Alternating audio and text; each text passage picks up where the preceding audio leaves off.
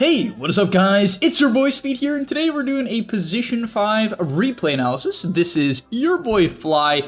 I thought he was an SEA. I don't know if he came home for like a vacation or something, but he's playing an NA game. Nonetheless, we're going to be watching his Ogre Magi, kind of just talking about strong fundamentals of Position 5 gameplay, what's going to enable you to snowball, pop off, and just in general carrier games from the Position 5 role. Without further ado, smash the like button and subscribe to the channel. And let's get into it. By the way, guys, if you want to become absolutely broken, well, what you need to do is sign up to the GameLeap website down below right now. The reason why you should do that is because every single day we post a new video there. Content that you simply just will never get on YouTube, we post every single day to the website. It's really top tier stuff. I'm very proud of what I make over there. We also have other creators, many of my great friends who are top tier Dota players, creating guides about different heroes, different roles, different items, skill builds, talent builds, everything you need to know to get to the next rank. So if you feel a little bit lost, you're a little bit stuck, click the link down below. I'll see you guys there. And now let's get into the video. So hopping into the laning stage, the first thing to note is where he approaches the lane from. Sure, he's running back to the lane from the runes, but in general, you want to start the lane from the side. And the main goal, the main objective for Ogre, for the most part from what I've watched, is essentially you just want to trade with the 4, kick them out, and then zone over to the 3. In this lane in particular, he has a very aggressive position 1. And so this really is like, it's one of those lanes where you can put a lot of pressure on the position 3. Weaver is decent at level 1, but not really against CK or Ogre because they're both decent armor, if not really high armor melee heroes, so they put a lot of pressure on the Lycan early on into the lane. And this makes sense for 2 reasons, and you can tell it's a high MMR game, a really high MMR game, because they understand the matchups. Lycan is a hero that doesn't buy starting items, basically, right? And the reason for that is he's rushing Helm of Iron Will. And CK is a level 1 pressure hero, so his play just makes sense. This is the type of thing that even a lot of rank 100s don't do, rank 200s just forget to do, or, you know, people have different opinions on it. Nonetheless, I like his decision here to pressure the Lycan early on, and for the most part, just play the lane. I like how he doesn't worry about the Weaver side pulling. He just makes sure that the first 1 to 2 creep waves really goes in his CK's favor, and that's what Ogre should do. Alright, next let's get into his first pull of the lane and discuss kind of like why this is a good pull and what this even sets up for, because it sets up for a kill. So first things first, we have to look at the lane dynamic. Number 1, the wave is definitely sort of shoved in to the enemy side, and this doesn't mean that you leave. So there's 2 things to understand here. Number 1, if your carry can't play the lane at all if you leave, you probably shouldn't leave. So for instance, if the wave's static here and you have a drow and you go to pull and it takes you 30 seconds to pull and that causes the drow to miss an entire creep wave, it's likely not worth it. Does that make sense? In this case, the wave isn't in that bad of a spot.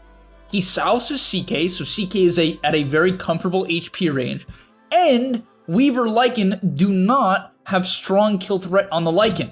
So the factors come here that are going to let him pull. Also notice how optimal this is. He lanes for basically as long as possible, and then dips at around the 2:35 minute mark, or 2:34, to go for the pull. And this will give him just enough time to get there, get the pull off, and not be out of lane for a minute like a lot of support players are. If you leave the lane for a minute straight, especially on a hero like Ogre, you're griefing. And now, because the lane is back, we're going to see that that results in a kill. Nothing too crazy to talk about here. CK initiates, and they just kill the Lycan from full, because that's what CK does. One thing I want to mention as well is the fact that Fly has purchased 3 salves in this lane, and ample mangoes and clarities. He has popped 2 clarities, I believe 2 mangoes, and 3 salves on his carry. The mana regen was for himself, but 3 salves on his carry, guys. When you're playing Ogre, just understand that the main gist of your gameplay, the main focus, should primarily be around just guaranteeing that your lane is like a super win. If you can do that in your pubs, you're going to have a stupid amount of impact, because the reality is Ogre doesn't need items to have impact later on. As long as you max out Ignite and eventually get to your Ignite talent, you're going to have plenty of impact regardless of your items. It's better that you invest your net worth into, back into your carry. And so that should definitely be the mentality you come into the game with. And another good point to note when it comes to when you should leave the lane to pull, the exact timer, right, the clock, is the 7-second mark, okay? So if you're laning around here, which is very, very common, assuming you've pushed the wave in and then are looking to pull, the 7-second mark is a good timer. We also talked about how the 34-second mark was a good timer. So it's about 7 to 8 seconds it takes to run from here over to the pole camp, right? And that's very important to know. That's information that I didn't even know before making this video, but now that I've put it into my head, it's gonna enable me to consistently get to the pole at the perfect time rather than just waiting for 30 seconds to a minute like I mentioned earlier. And yeah, one more thing I also really like is that he doesn't roam.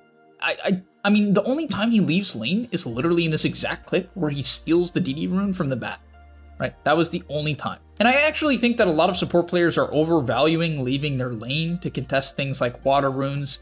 I don't necessarily think it's bad to contest the occasional water rune or power rune, depending on matchups. It's definitely game specific, but if you can own your lane, I definitely think that's more valuable than, you know, potentially contesting a rune. And there are, once again, Dota's a crazy game, guys. I don't have all the information in the world. I can't cover every single circumstance, but what I definitely can say is yes, if you are dominating your lane, and your presence in that lane will cause you to continue to dominate it, whether or not it's through pulling or through continuously killing the offlaner, that is incredibly valuable. Incredibly valuable. The next thing he does is he actually walks mid and starts to farm. So Ogre Magi definitely has a bit of a fall off period at around like the 6 to 10 minute mark before he's level 6. I wouldn't say the hero does nothing, it's definitely not nothing, but it's somewhat underwhelming. His stun is low range, ignite, I mean, it's not much of a slow, so it doesn't really set up kills, it primarily just does damage. So it's very good to just kind of sap mid a little bit, get to your level 6 timing, because if you multicast ignite, that's where the money is, so you gotta really play for that timing, and play very aggressively for it. A lot of support players don't value their 6 timing nearly enough. People just think like, oh, you know, if I get it, I get it. You can't look at it like that, guys. Pros like mega emphasis their level 6 timing on every hero. Not just supports, but supports usually have hard level 6 timings. That's a big reason why they are classified as a support hero, because they can have hard impact based on a level spike rather than an item spike. And now he's level 6, and he can start to play the game. And frankly, at this point in the game, there's definitely some niche things to talk about in terms of gameplay. But the main thing you want to do is kind of follow your teammates around, look to break smokes, and that's the main gist. For instance, this play here, whether or not this was intentional when it comes to breaking the smoke and tanking the gank, it's hard to say because he was also just D-warding, but at the end of the day, Ogre is more often than not used at some point in pro games to essentially tank the ganks, because the hero's really good at that. He can, you know, do a lot of damage so that if you get gone on, often the heroes that try to kill you will end up at about half HP or at least 2/3 HP and your teammates can turn. On top of that, you're just pretty tanky, so it can enable your team just in general to stay alive and waste the enemy team's time. I do also want you to note how he uses Ignite. Too many players are too afraid to use Ignite willingly and freely. Just use it, especially if you know the enemy doesn't have ample regen on their heroes, just throw it out. In this case, I don't think this particular Ignite was insane, but at the end of the day, the concept is what matters. He hits... It's so stupid, man. This spell is so stupid. It's so stupid. How did I hit the Weaver? Like, it makes no sense, but just abuse it. Even if this hero gets nerfed, I'm sure this will still be like a general mechanic. Look at this, guys. What? I mean, it hits the Weaver. Now, what is this Weaver's gain? It's screwed. He has to time lapse because he just casted Ignite. This Bat Rider loses a bottle charge and is at a very inconvenient HP range of 900. That's burst range. Set up the burst range. People don't look ahead. They just look at the exact circumstance. Think ahead. Prep future kills. Now they smoke. This Weaver has no time lapse. Bat Rider is lower than he'd like to be, and now the fight might go in their way as a result. One more thing that Fly does very consistently as well in this game is just defend mid. Ogre Magi is one of the best mid lane defense heroes in the game for the reasons we kind of mentioned earlier. He has good wave clear and Ignite, he's tanky, and your nuke is long range, right? So essentially you want to clear mid, guys. Here's why. Number one, it gets you levels. Get levels on Ogre. Your levels are insane on this hero. Maxing out Ignite, getting level 10 talent, and max stun is an insane spike. All of them are spikes. And on top of that, the enemy team will never be able to pressure this tower because he just lingers mid. Okay, Ogre is not your setup hero. Mars and Kunkka and even Wind are the setup heroes this game. He is not the guy who needs to run around and catch enemy heroes. That is not his job. Does that make sense? His spells don't enable that. He is much better off being like sort of in between and doing something like cutting mid wave when his team is hunting, right? It doesn't mean you can't hunt at all as Ogre. If your team literally has no stun, you're the only disable for whatever reason, or at least you're the only disable in, like, let's say a smoking. Sure, you can be that guy, but you don't really want to be, and it's very important to understand that in pubs, if you control the mid lane, if you are the person pushing it out first, your team will have more map control in general, because Dota games often revolve around mid. They just do. Think about it, right? The most people are going to be mid. This mid tower controls so much. The more and more I learn about it and think about it, the more it just blows my mind how much this tower matters, okay? That's why pros throw bodies at it. You will see, I'm pretty sure LGD will like sonic wave a creep wave to protect mid tower if it will do that. That is how much it matters. So in your pubs, you don't have to commit that much. All you have to do is ignite the wave and you're good. So in this game in particular, he ends up rushing Veil. I actually think that this build is like, it's very popular right now. I think it's somewhat overrated. I don't think it's bad, and the reason why is if you ignite and you Veil, it's like half of someone's HP if you multicast. Like, there's a lot of reason to say like, okay, this build is good. And I don't think Veil is a bad item. I just personally think that it's much better to buy raindrops, a windlace, and then like one fluffy hat, and essentially have like 500 to 600 more effective HP. I believe if you go that route and you can survive a gank for 3 to 5 seconds longer than you usually would, it will create space for your team to counter gank. So I personally don't love rushing Veil, but you know, you can try it out. So moving on ahead to the 21-minute mark here. At this point in the game, I like the simplicity but effectiveness of Fly's gameplay that we're going to see. The main thing you're going to note is that his team is sort of splitting the map. They're very far ahead. They just picked off AM and Trian. And so all he needs to do as a position 5 player is essentially camp this hill and prevent any enemy from advancing on the map. And I love the map setup here. The reason why I like the map setup is it's set up in a way where Kunkka, their best wave shove hero, can push in the most dangerous lane, which is easily bottom at this point based on where his team is. And now they just want to, yeah, you just want to sit a hill. Like, it's not really a complex idea, but almost no one actually does this. It's a little bit hard in pubs because people don't have the discipline to, or like patience to sit on a hill. But at the end of the day, the main concept to understand here, regardless of whether or not you can get your team to play an area, because his whole team is not like literally sitting the hill. They're farming, they're pushing in waves, killing neutral camps. The big thing to understand here is when you get ahead, you want to control areas of the map. You don't want to chase people around, okay? You see him like running back and forth, trying to catch the Batrider who TP'd bottom. I mean, he didn't know Batrider TP'd bottom, but like, you get the point, right? You don't see him doing that. He's just walking around in circles. Most people would do this. If you did this, right?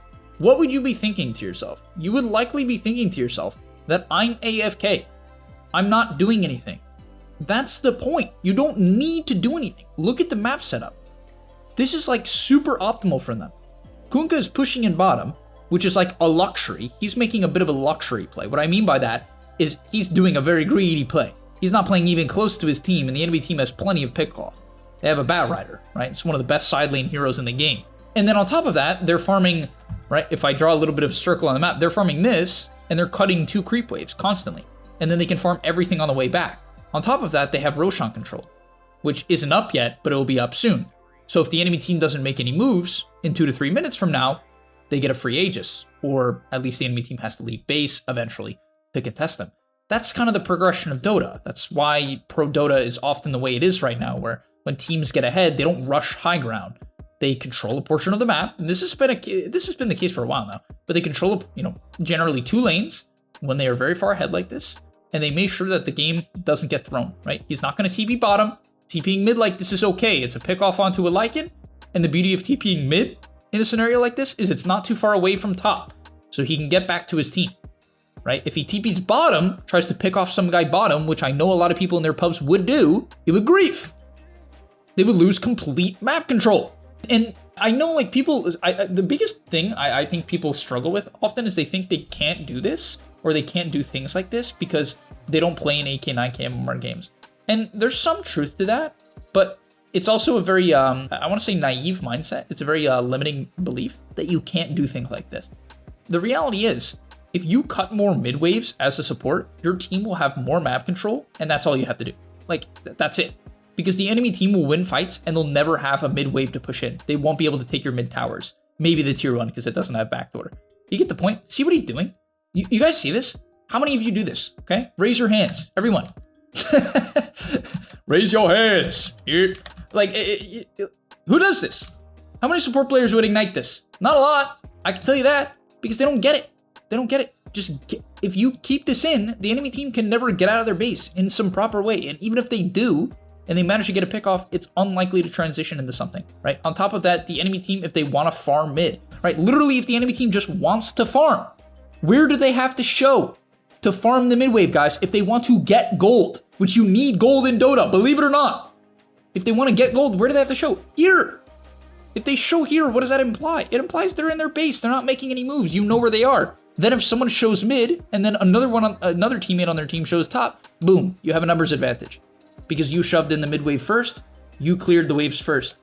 Right? Which is why being fast is generally a really good thing when it comes to the waves. On top of that, I love this high ground ward. Anytime I'm sieging high ground or I'm going high ground, I'll put down an obs. I even put down, if my team is sieging high ground and it's nighttime, I'll put down an obs right here, even if there's a tower, just so I can see what's happening. If they come try to deward it, you just kill them, right? So that's like a play I like to make. But nonetheless, I like what he's doing here. Puts down the obs, puts down the sentry, reads the movement, the potential movement from a Treant or a Weaver, and they get that kill. Beautiful, beautiful, beautiful. All right, that's gonna be about the end of this game. Ends up being a bit of a wash from here on out. He went for a Glimmer in a Mana Boots, by the way, with a very tanky neutral item. I love this neutral item on supports. Essence Ring, just so freaking good, man. Such a value item. And yeah, I hope you guys enjoyed. This was a great match from Fly. I feel like he just played this game very solid, very clean, didn't do anything insane. Just made the game easy, simple, and executed very well. And that's going to be all. I'll see you in the next one, and I'm out. Peace! And that's all, but remember, before you leave, come on, before you tune out, subscribe to the GameLeap website where we are going to help you get to the next rank. If you're stuck, click the link down below, and I'm out. Peace.